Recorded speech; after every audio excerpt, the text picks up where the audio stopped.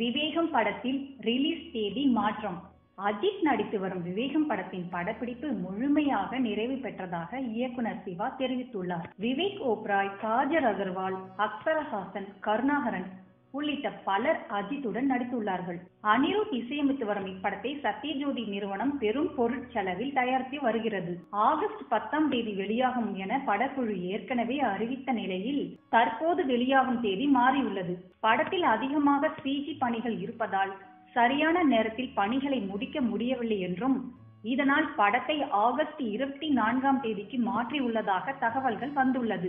மேலும் இது போன்ற பல செய்திகளை அறிய வி டாக்கீஸ் சேனலில் லைக், கமெண்ட்ஸ் மற்றும் சப்ஸ்கிரைப் பண்ணுங்க.